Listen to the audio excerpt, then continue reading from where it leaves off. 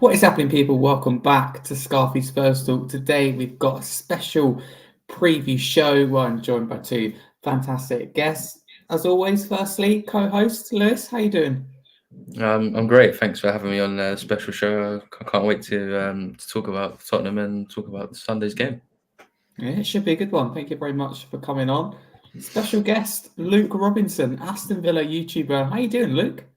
Yeah, buzzing, mate. Great to be on. Big game at the weekend, so let's get stuck into it. Absolutely, let's get stuck into it. Love that. It's going to be a big game, big one for the neutrals, big for Spurs, of course, and Aston Villa fans as well. But if you need the channel, don't forget to smash that subscribe button. It's free to do so, and it helps the channel grow. Big up to our channel sponsors as well in the Kitman and Secure VPN. So we will crack straight into it.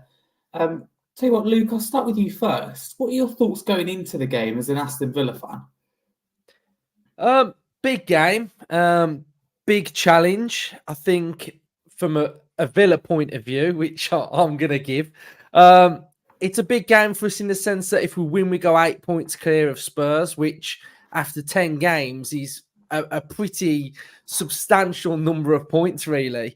So there's that incentive there. But I think the big picture is it's going to be a tough game because you guys are coming off the back of the win against Man City, but the loss against Palace. So you're going to want to sort of Premier League get back on track. I think at home you're really vibrant, expressive, and you play some really good stuff. So I think for Villa, it's going to be a tough one. I think maybe it'll be like the game that we saw last season when we won, but you played really well and probably deserve to get more out of the game. So I think it'll be a tough one. Like you said in your intro, I think it's one where I think there's a couple of games this week, isn't there? There's United, Chelsea, there's Arsenal, Newcastle, there's us and you guys. So for these Champions League spots, we're all sort of playing each other. So, if 3 teams win and 3 teams lose, then there's going to be 3 happy and 3 not happy. So, it's going to be a good game, and I'm excited to see what happens, really.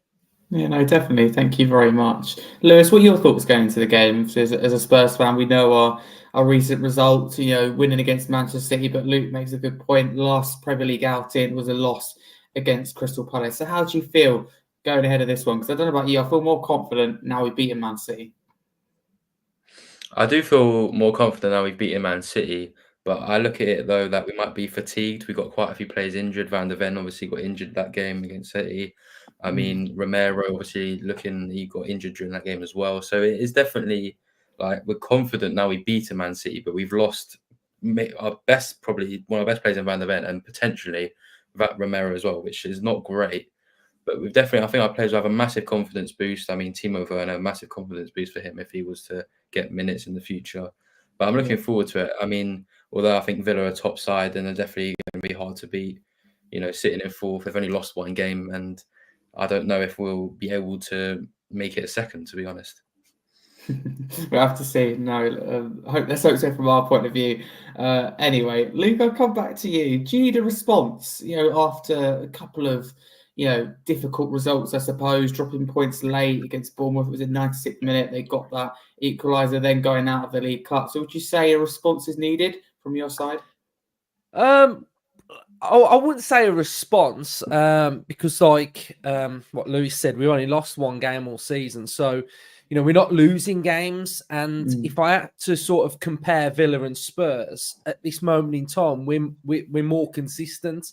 And I think Unai's built this Villa team upon being consistent week in, week out, having a pattern of how we play. Like against Bournemouth, we played really, really well, and Unai was really impressed and with how we played. I thought he'd be fuming that we conceded late on, but he was pretty content with it, really. So I think, we want to win. I think it's good if we bounce back with a win, but I think we're a really competitive team and we've got a really good style about us, and I do think we're in for a big week because we've got you guys away, we've got Bruges in the Champions League away, and we've got Liverpool away. So this week feels quite big, really. I think we're going about our business quite well. Some fans still don't really rate us, and it's a bit weird. But I just think we're in a good place. We'll be competitive, and I think we're just trying to build on last season, really. Yeah, okay. Staying with you, Luke. I want to talk about Unai Emery because you mentioned him there. I think he's been absolutely key, the soul, if you like, to doing so well. I read today that it's been 2 years ago since he was appointed. I mean, you're 17th when he came into the job, and now back in the Champions League, back fighting for trophies, which I think you'll do this year. Just how good? I mean, I find it. I don't know about you, but I find it hard to summarise as a not even as a Villa fan, but how well he's done. So, yeah, how would you kind of summarise his time, those 2 years so far? Yeah, it's been the best time of my life supporting Aston Villa. I've watched teams over the years, Fergie teams, top Mourinho teams, Klopp, Pep, and just watched what they've created at a football club and watched it in awe, thinking, I wish we had the same.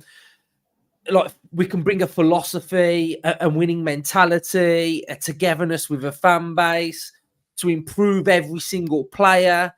And that's what Unai's doing at Aston Villa. He's sort of revolutionised the club and what we are and what we stand for. And he runs the show at Villa. I mean, Manchester United have just brought in Amorim, and the title head coach. It's branded around every team at the minute, but Emery is the manager of Aston Villa, and he's got just control of absolutely everything. So he's the top man, and he's doing a really good job, because you touched on where we were when he started.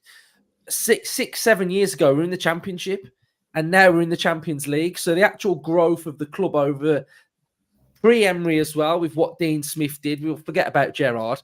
But what Emery's been able to do at Villa is transform us. And, I don't think we're the finished article. I don't think we are the height of where Emery wants us to be, winning trophies. He wants us to be getting Europe season in, season out. And I don't even think he's thinking, do you know what? My aim's top 4. I think he's looking at it thinking, I want to go one better. I want to go third. I want to, so I think to football fans that don't support Villa, even Villa fans talk like this, they're probably thinking, what's he going on about? Like, they're only ever going to get 4th. It's not going to get better than this. But what Emery wants to create is exactly that. And I think, when I hear the questions that Ange gets, I heard he got a question today about would he have the Carabao Cup or 4th? And he was like, I want it all.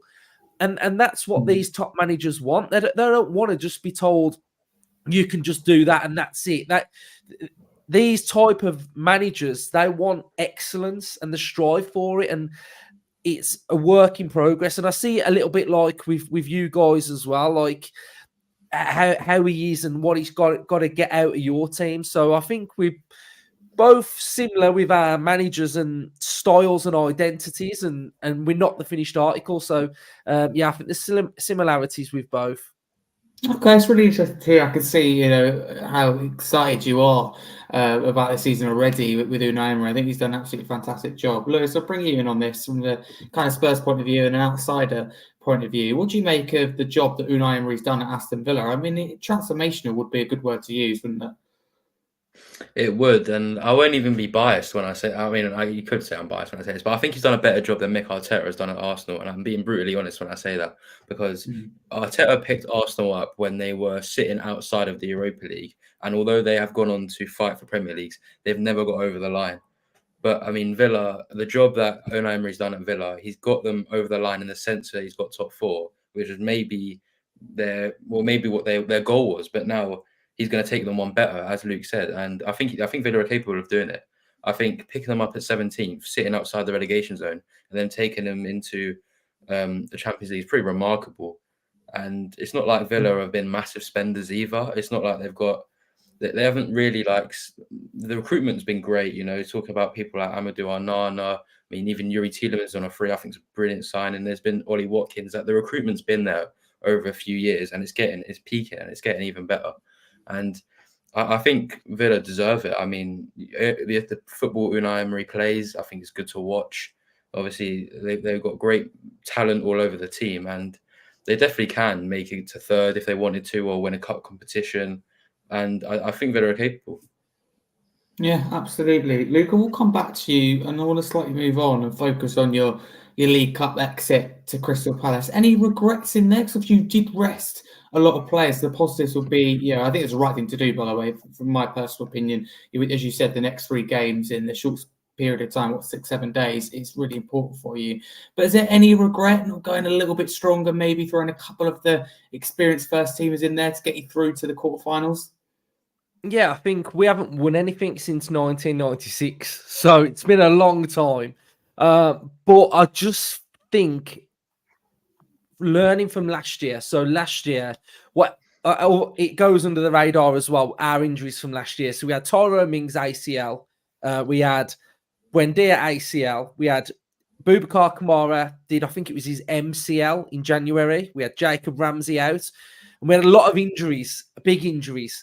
And I think this season so far, apart from Barkley, who we got told was injured today, we've got a pretty healthy squad, and I think that is massive for Villa. And I just think if we had to prioritise everything, unfortunately, the League Cup is the lowest priority we've got. And I think for whatever we can say about Villa on the pitch, off the pitch, we're also trying to massively improve with our financials. And Champions League football is so important for Villa, and we've got to try and stay there and keep getting it, because you get £100,000 for winning the League Cup, but you get 2.5 million for winning a game in the Champions League. So the difference between the revenue is huge. And I think, when we played Palace the other day, Eze went off injured, Wharton went off injured, you guys had Van der Ven go off injured. So it's just that injuries and that risk. And like I said earlier, we've got some massive games, and, we've got to try and get top 8 in the Champions League, so we don't have to play in that playoff game to get in the round of 16. We've got you guys. So I just think he just rested a lot of them because they've played a lot of minutes. And personally, I could understand why he did it.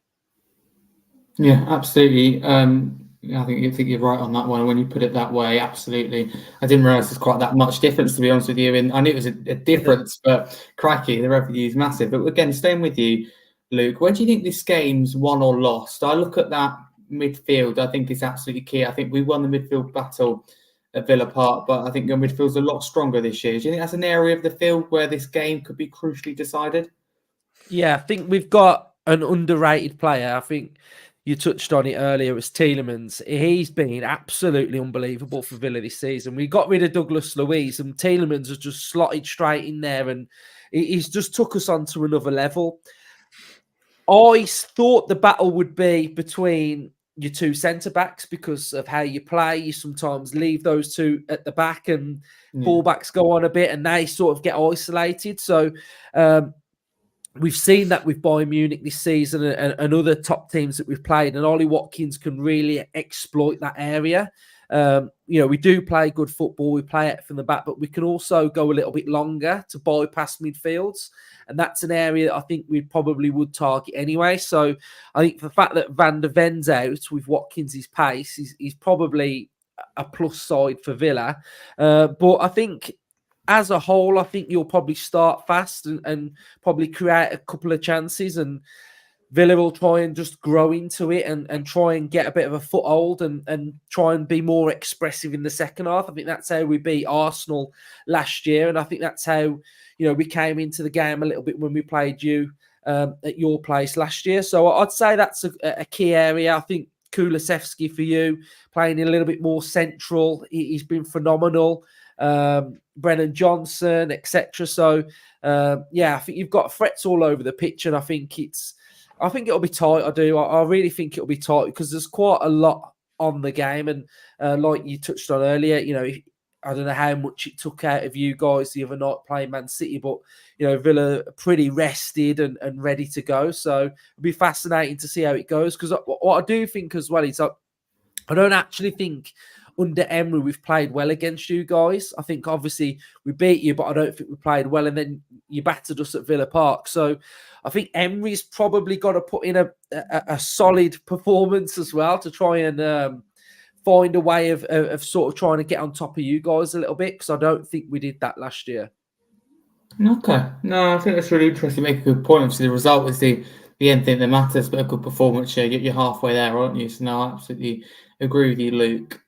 Lewis, similar type of question, but maybe a little bit different. How can we exploit Aston Villa, do you think? We know about our weaknesses. We know back post at the moment, a lot of goals conceded, that lapse in concentration, play maybe out from the back, and different bits like that. Seems to resolve set pieces, by the way. But how can we exploit Aston Villa? I was going to say try and stop Villa from subbing on Joan Duran, but I'll also no. But seriously, I think, to be honest, I think we might have to, for this game, ditch the two number 10s, Maddison and Kulusevski, to that for tactical reasons. Because the last two games against Crystal Palace, we got absolutely dominated in the midfield. We were beaten by the press. We could not play out of the press. We were suffocated. We really just couldn't play out of Villa. And again against West Ham, I think we were suffocating a little bit. And then we brought on Papsar against West Ham, and he completely changed the game. I don't think we will be able to survive if we play both Maddison and Kulusevski. And to be brutally honest, Kulusevski's just come off against a full 90 against Man City. So, I mean, I think, although I wouldn't do it, I think for tactical reasons, we might actually have to bench Kulusevski, because Maddison is fresh. Kulusevski might be fatigued, and I don't think we'll be able to survive playing two attacking midfielders, because the way Villa play, I mean, I think it's going to be it's going to be a great midfield battle. I just think it'll be lost if we play two attacking midfielders and only having Basuma there to hold, because I don't think he will get no help, and I think Villa will be able to carve their way through our midfield with ease. And I think it's got to be at least, you got to offer Basuma a bit of help, whether it's Bentancur or whether it's Papsar. I think for tactically, one of the 10s has got to be dropped, in my opinion. Yeah, absolutely. I completely agree with you. And we'll get onto your lineup. Luke, you said about Ross Barkley being injured. I think that could be quite big for Spurs in terms of if we do play two number 10s, you haven't got maybe that Barkley type player, I suppose, a bit of a nuisance to the opposition, finds holes in behind. But I think that's interesting. Luke, how do you think that you could with the game? I mean, you talk about Tottenham's strengths. Do you notice any weaknesses from what you've seen so far in the season or our time under Ange Postecoglou? Yeah, I do feel like you're onto something with your two 10s. I feel like away from home, you'd be a lot better when you play like a Bentancur or a Basuma or Sarr and a Basuma. I think you get sort of a little bit more like control of the game, I think, and I think you're a bit more solid. So from watching you against Palace and Brighton, I think that would be a shout. But I think we've got some, Morgan Rogers, a really good ball carrier. He's been absolutely fantastic for Villa. So, I mean, I think that area is something, and I think obviously when your fullbacks go forward, can we get in behind? Can we find space? Can we get in those little pockets? But I think transitional football, from our perspective, is probably going to be something that we get more joy, trying to win the ball, set a few traps, play quickly through the lines. I watched the Palace game and I thought under pressure, playing out from the back, I think they went man for man against you. So, they really put you under pressure in that game. And I think with Watkins pressing from the front, with Rodgers, I think if we can try and put you under pressure like that as well, then I think we'll sort of try and get a bit of joy. Interesting, I saw a stat that you've not played a long goal kick all season, have you? So you obviously like to play it from the back. So, we know that's coming. So, yeah, I think it's going to be like tight. And, yeah, I kind of feel like it depends what Spurs turn up. I think if it's the Spurs that can just destroy teams and play really good football, then it's going to be a tough game for Villa because we're away. But if it's the ones where we're going to get a bit of a chance and we can grow into it and put you under a bit of pressure, or sometimes take Spurs to a game that they don't want to be in, if that makes sense. Like when it gets a bit difficult and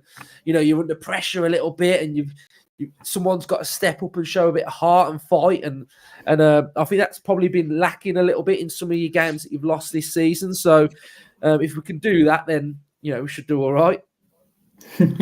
Yeah, absolutely. Again, it's really interesting to hear. What would your lineup be, though, Luke, from a Aston Villa point of view? I'm interested to hear you just starting 11 on Sunday. Yeah, so I'd go, obviously, Martinez in goal. I think he's going to go with Konsa at right back, Carlos Pau and Luca Dean. So Konsa at right back, more um, when we do this sort of shape instead of Matty, because we know you don't like Matty Cash, do you guys? So probably not the game for Matty Cash after last season. So yeah, I think Conser's a lot more.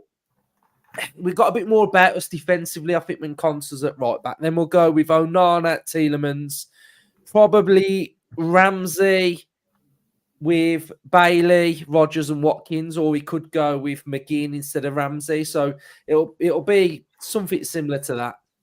Yes, they're a strong team, and I mean, you mentioned John McGinn there. I think he's a player works really hard, really important. Morgan Rogers, obviously, had a really good start to the year. Ramsey, I think, is a really neat player, very versatile. So you've got options there. Tielemans, I mean, you've mentioned him already. Really good start to the season. So that midfield does worry me from a Spurs point of view. If we don't get the midfield balance right, which you've both spoken about, so I have to see how that one goes. But Lewis, what would your lineup be from a Spurs point of view? You said what you do in midfield, but hearing what we hear from the team news that Van der Ven's going to be out, but let's say that Romero, Son, Werner are all available. What would your team look like? Vicario in goal. I mean, it's self-explanatory there. I'll play Pedro Porro, Romero, Dragusin, and Adoji. I mean, I feel bad for Adoji because there's been like 2 or 3 games where he's been on the bench. He's had to come on 10 minutes in or 15 minutes in because of an injury or a red card.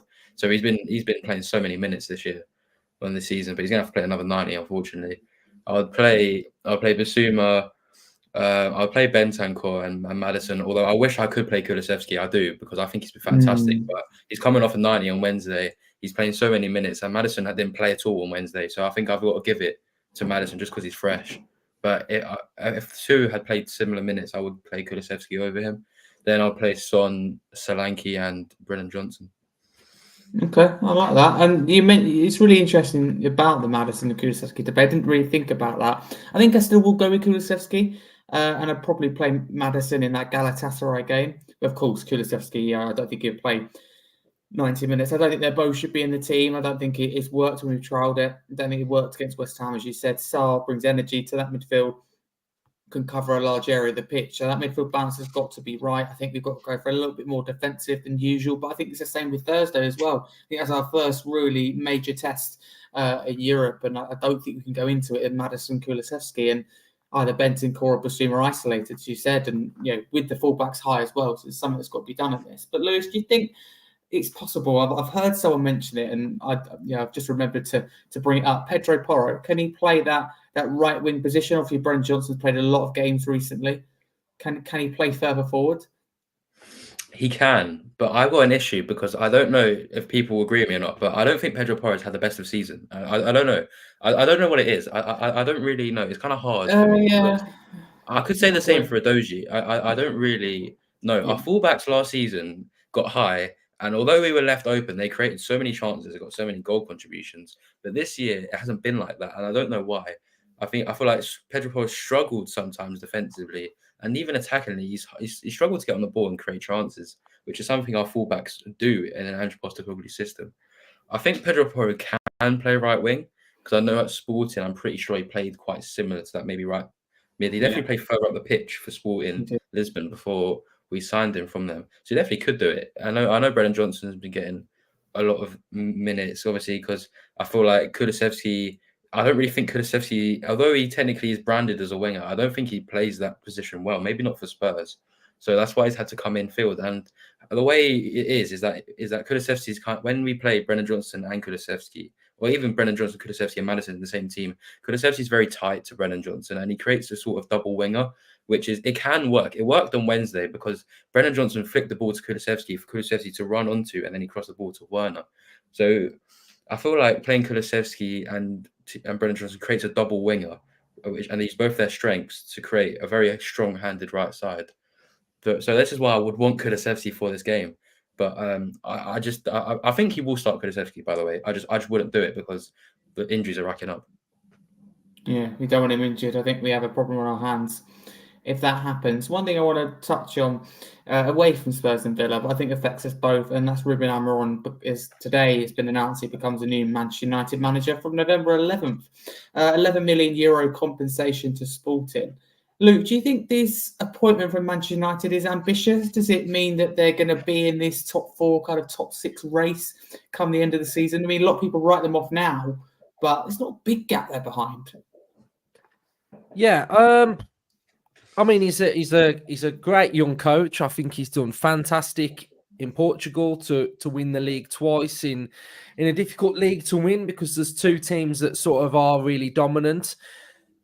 I think there's a lot of questions around that need answering really, and he's got to come in and hit the ground running pretty instantly. You know, I think as football fans, we can lose games, and yeah, the microscope can be on us for a little bit. When Man United lose a game, it's times 2,000.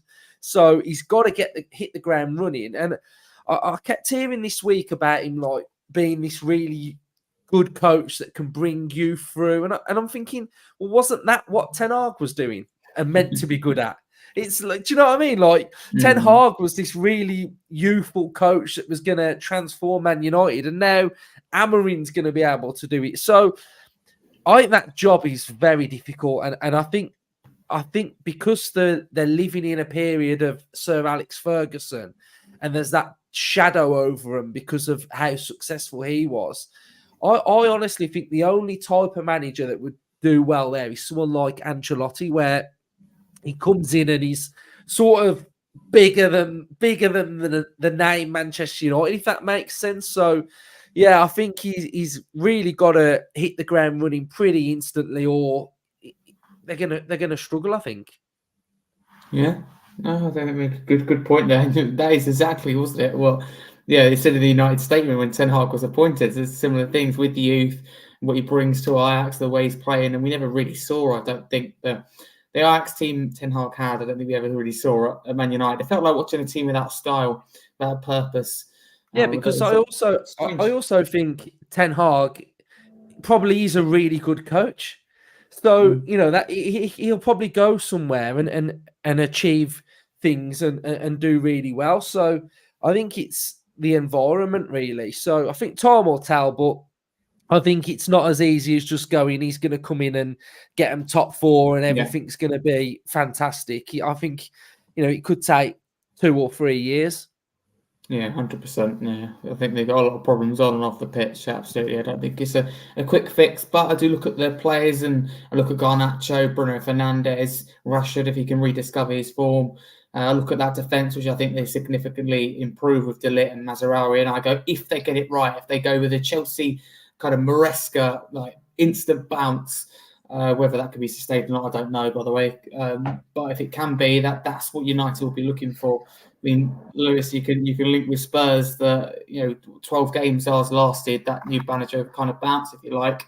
I'm not saying that it necessarily went downhill, but the results weren't as consistent.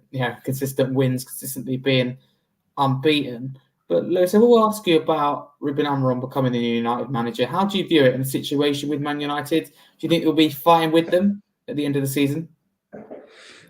I will be surprised if he's there for 2 seasons. And I know.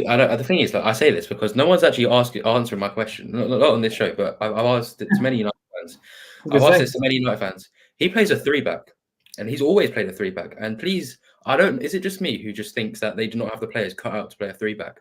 Because I think that for the Manchester United, or I've known my whole life, it's always been a 4-back, and it's always been like that. And if you look at their players now, they don't really have attacking fullbacks that can maybe play wing backs. I don't think they do. I'm just saying that. And then I think 3-backs. I mean, Lissandro Martinez, De Ligt, and maybe Johnny Evans or Maguire or Lindelof. And then Lenny Euro is going to come back soon. Yeah, I realize that. But I don't think they could play a 3-back. I think they were going to get dominated by teams that play a 3-back. Most. If you look at the Premier League now, I think the only manager that plays a 3-back is Glasner. I could be wrong. It's a very majoritarian of 4-back system. Yeah, it's certainly one of the only ones. And now United have gone from playing a 4-back for the whole year. Literally every year I've known United to play, and now they're going to go to a 3-back. And for this to work, they need him to be there for years and recruit the right players. But I don't think he'll have enough time to do that, because I think he's going to join it, go straight in there, play the 3-back, probably get dominated by most teams. And everyone will look at it, but no one's given him the time, the money, the players to play his system, because his system does not fit in line with the squad that Manchester United have right now at all. He's been at Sporting for years and he's recruited his players, and that's why they're so good. because he built the team around his system. The United system, the United squad that is currently he was going to inherit do not fit his system at all. No, but I No, find it you bizarre are. the Yeah, amount that they. Sorry, yeah, go on, Luke. you are right, because the two biggest positions in that system are the left wing back and the right wing back, Yeah, and they don't have it. They don't So have it. you're basically saying that the most important players they don't have, and they're going to put Delo, or are they going to try and put Anthony there? Is Anthony going to be one of them, or Garnacho? Because Or Luke they've Shaw. got I don't. I yeah, don't really understand it at all. because they've got that many wingers that he don't play with wingers. Yeah. He's playing with two number 10s, so Bruno's probably one of them. And where does Rashford go? So, yeah, I'm with you. I think at the minute, the system has got flaws already. Yeah, that's really interesting.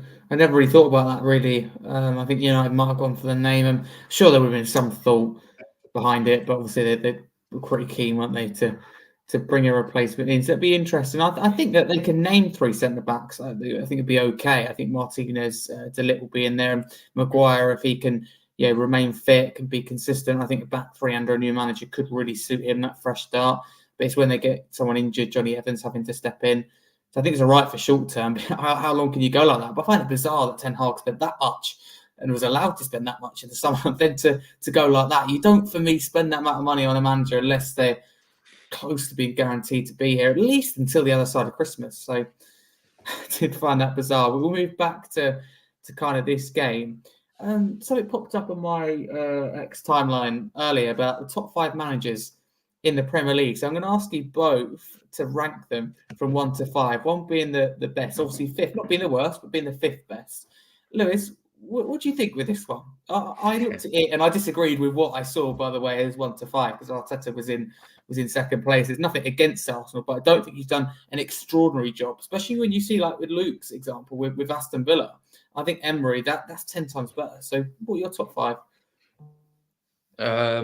Well, Pep number 1, I would say. I think that's pretty obvious. What is this, like, just managers right now? Yeah, right now in the Premier League. Is it based off past history, or is it just like, did you take trophies into account? Good question. You can do, you can do. Best right now in the Premier League could be based on what they've done. So Pep Guardiola would be near the top because of what he's done with Man City.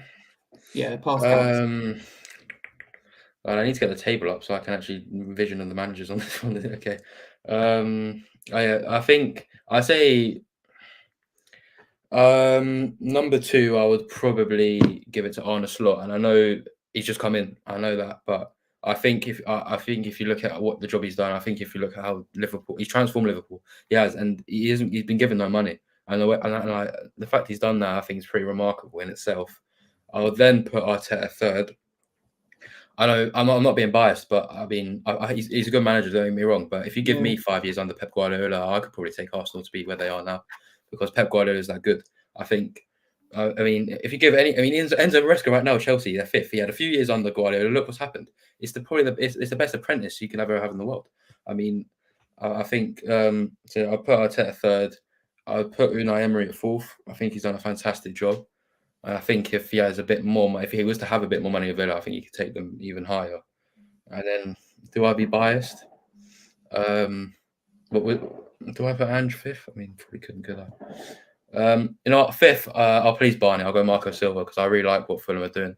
And although that might be a real outsider shout, but I actually really like him as well. I think he's a great manager. I think he's a great tactical manager. I think Fulham are. I mean, I don't know if 10th could be considered overachieving for Fulham, but I think he's doing a fantastic job. Okay, that's really interesting. Luke, how are you seeing this? I don't agree. I think you should have put Emery higher, mate. But I'm sorry. I'll go Pep at the top. I'll go Emery 2nd. Yeah, agree. I didn't want to be biased. I'll go. It's really tough here, because it's like what. So I've gone 3rd. I'll go Arteta. basically for the last 2 years that he's pushed Man City. I'll Okay. go Ange fourth because I think his actual style of play, what he's doing, is great. But Well, obviously, you do need to sort of win and get top four, etc. And he's got to be judged on that. And then fifth, very underrated manager, Thomas Frank. I Yeah, I think think that's right. what he has done at Brentford to keep them in the league and like season in, season out, just beat big teams as well. Like he's beat Man City away, and you know, I think he's such a good manager, and I think he's really underrated. And yeah, I mean, what would you say? Would you guys say that he could have got the United job or not? Yeah, I think he 100%. could have easily I have think got he that. deserved it. Yeah, so I I'm think surprised you put easily. Ange there though, because to be brutally honest, like there was a point this season where Spurs fans were kind of questioning him a lot. We questioned him a lot this season. I haven't personally. I've always backed him, but I think if you look at after what games was it where we strung? I think it was after the defeat to Arsenal. We was on like a couple game losing streak. A lot of fans wanted him out. I wasn't there, so to put Ange fourth, or where to put Ange fourth, I think it's quite weird because if you ask quite a few Spurs fans, a lot of them would actually want him out. To be honest, I think the reason why I think he's a good manager as well is because he tries to push you guys. Like he tries to push the team. He's trying to make you not Spursy, if that makes sense. He's trying to bring success back, and I think because he's trying to do that and play an attacking brand of football as well. And I think it's one of them a bit like at Villa where it's a big project and it can take time. I think given time, I think he probably can get there. But like you're saying though, you watch them more than I do. So, but yeah, as a neutral, I think you're really good. To be fair, like I just think you sometimes just fall short a little bit on certain moments. Okay. I've got here. I can't. I've been doing this for quite a while now. I've got a kind of top eight, and I don't think it'd be that popular. But I agree, Luke, with your top two with Pep, then Unai Emery. Third, I'm going to have to put Arteta. I think that they're defensively sound, and overall he's done really well. I think he's had a lot of backing along the way. I don't class him as a world-class manager, but he's done a decent job. I'm glad you said Thomas Frank because, I'd forgotten about the job that Thomas Frank had done. I remembered a couple of others, which I'm going to get to in a minute. But Frank, I've added in. I put him in fourth. I think he's done really well with Brentford. And that this Brentford side were expected to go down this year. But Ivan Toney, they're a unique little side that come up with surprises. Look at their early goals. Nothing's quite been seen like that before. Fifth place, I've got Iriola. I'm surprised he hasn't been mentioned yet. I think he's done a fantastic job with Bournemouth. So for me, he has to be up there. Sixth, I've gone Arne Slot. Some people say it's quite far down, but I do believe this is Jurgen Klopp Liverpool, and I do think it could fall apart a little bit in the next three game weeks. I think he's done a good job. I mean, Lewis, you mentioned it there, no money to spend, definitely, but I feel like he hasn't really stamped his authority on the team yet. Seventh, I've gone with Marco Silva. I think he's done really well with Fulham. I think recruited well. Yeah, he's recruited well, and I think that there'll be a force this year. But Fulham fan in the point thinks that maybe underachieving, so it's interesting. And eighth place, it won't go down very well. I have put Ange Postecoglou. There's nothing against him. I think we're too far into his tenure to kind of judge him. That's why Maresca's not there as well, because I look at that Chelsea team and the money they spent and his talent. Whether he can sustain it or not for a season or two, for me, depends on whether they make the top cut or not. So I don't think you'll see very much that. But the one I saw today was like Arteta, I think, was second. And there's just really random ones in it. Ant was third, and I didn't quite agree with it. So I thought I would bring that up. I think you could make a good case for anyone in there. Can I just say, I'm actually quite surprised that all of us three, not one of us, said Eddie Howe. I mean, I don't know if it's me, but Look at I the feel like mission. I feel like I don't know, but is he not like classes? Would you not say he's top 8? I feel like he is. If this is basically his time at Bournemouth, he'd be for me second. I think he's done an incredible job. He sent Newcastle to the Champions League. He did, but I don't think I think they've underachieved the last 2 years. Yeah, I think the thing is with they're them, playing well, like, but they're not getting the results at the moment or get the goals. Yeah, And I think obviously you want to see a sense of like progress, don't you? Because when we got top four, all the questions we got were, "Are you just going to do a Newcastle and fall off?" But we haven't done that. So where's the progression for Newcastle? Like they've sort of like regressed, and they're now even lower than what they were last year. So Yeah. I think for them that he's massively under pressure. Like I think if they lose to Arsenal and lose their next game, I think he's massively under pressure. Yeah, I think so as well. I think, to be clear, they're held back by FFP and Injuries different as well, things. Yeah, injuries as well. Yeah, he's been unlucky, and I think he's a really good manager. And I always said for the England job, for me, he'd be one of the ones that I would want. Obviously, I'm happy that we've got Tuchel, but I always said Eddie Howe, I wouldn't have a problem going with him, taking a punt if you like. And yeah, you make a good point, Lewis. I think he's a manager that does go under the radar. And Newcastle have been playing well; they just can't score, and injury problems again this year, as you say. Before we move on to score predictions to wrap up, we've done the top 5 managers in the Premier League in our opinions. I want to predict now the top 6 come the end of the season. So we could contradict ourselves here based on, what's going to happen. I mean, I'm the best at doing that the best of the time. So we will start with you, Luke. Your top 6. It's up to you which way you do it. Yeah, all right. We'll go from top to bottom then. I think Man City, I think they win the league. I think the fact that people keep doubting Man City every season and go, Arsenal are going to win the league. I'm like, you can't put Arsenal favourites to win a league because Man City are just too good. Second, I've gone Liverpool. Arsenal have gone third. I've gone Villa fourth. And fifth, I'll go Spurs, sixth, Chelsea. Interesting. Okay. Lewis, what are you thinking? I hope City win the league. I do hope that, but the thing, I'm a little worried, and I say this because of injuries. They've had Arsenal fans say they've got an injury crisis. City have an injury crisis. They have about 9 first-team players out. That is not good at all. And I'm actually starting a little worried and see how long they can sustain this injury crisis and still win games. But I will go City first. I'll go Arsenal second because, I mean, realistically, it's going to happen, although I feel like I don't know if they have dropped off, but I don't know. I feel like this time last season, they were a better team. I don't know why. I don't know if I'm the only one who thinks that, but I feel like they have. Dropping off is a bit of a harsh way to say it, but I don't think they're as good as they were.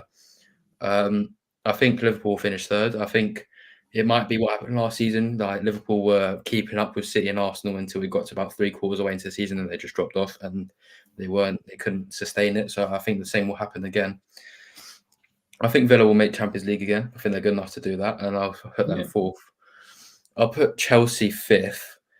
I think I'll say this because the Conference League, they could get away with playing their B team and win that, and that means that for the rest of the league, I mean, they've had a great start to the season. You could say 5 wins and 2 draws in 9 games is pretty good. I mean, they've got 17 points. They've got 4 more than us. I think they've been better than us. So I think they've got great players, and I think they could probably sustain fifth, and I'll put Tottenham in sixth.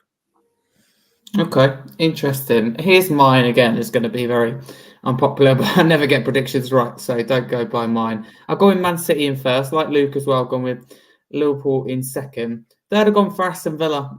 You mean, Luke, you talk about going one better. I think that you'll do it this year. Shake of the head from Lewis. Fourth place, I think they're massively going to fall off, by the way, and I think that it's all going to go wrong. Arsenal, and I think only just as well over Chelsea in fifth. Man United, I think that they're going to have a good, rest of the season, especially after Christmas, as it kind of glues together.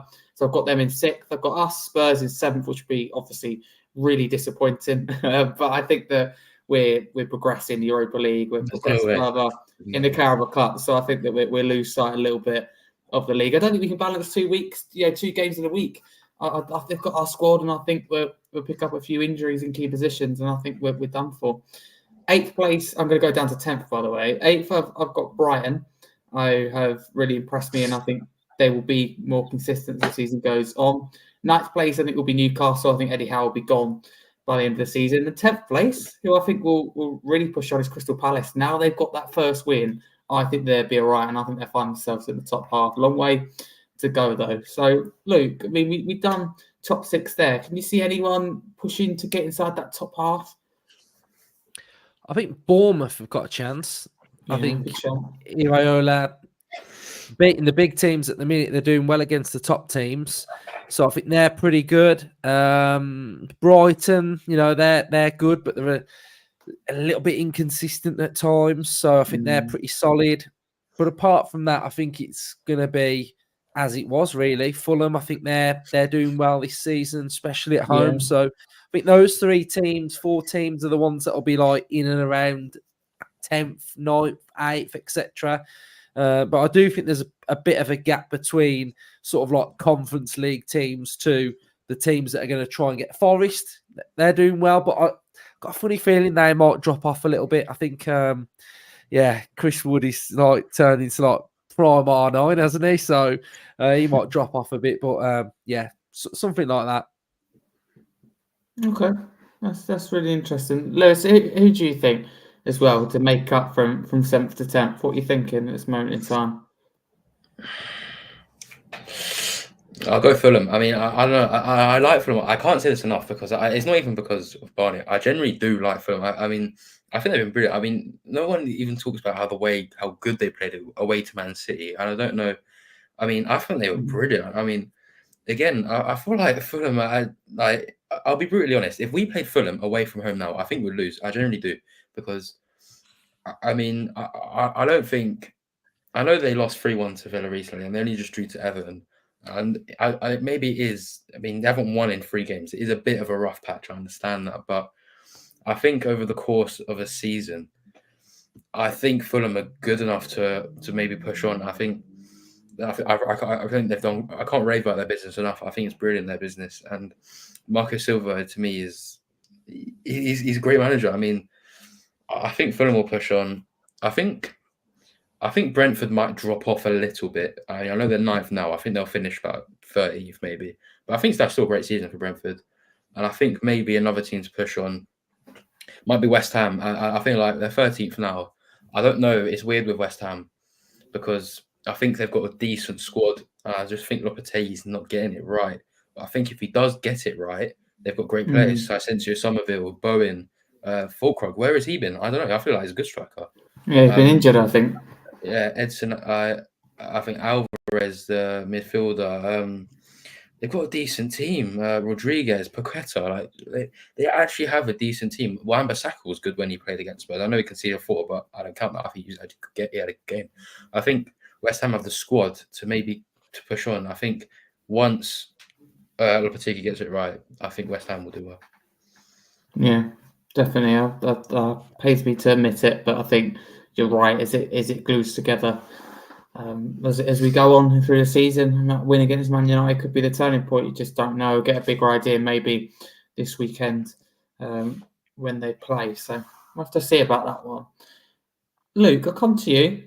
Who's a draw better for in this Tottenham and Aston Villa game, would you say? I think it's probably better for Villa. I think we're away. We'd stay 5 points clear of you. I think you guys would probably want to win to try and claw, 3 points back. So I think the draw suits Villa. I'd predict a draw as well. I think 2-2. I think we'll both score, and I think it'll be tight. Think it'd be tight. Yeah, definitely, 100%. Lewis, what are you thinking? Who's a draw better for? I'll go Spurs because I don't think if you actually ask me I think Villa are a better team than us right now. I think I think a draw will suit us better. Do you think? Yeah, because I don't know. We played. I mean, Villa, as Luke said, Villa rested their key players against Crystal Palace. I mean, we kind of did. I mean, players like Pedro Porro didn't play. Maddison didn't play. We kind of did, but also kind of didn't because Solanke played, I think, the full game.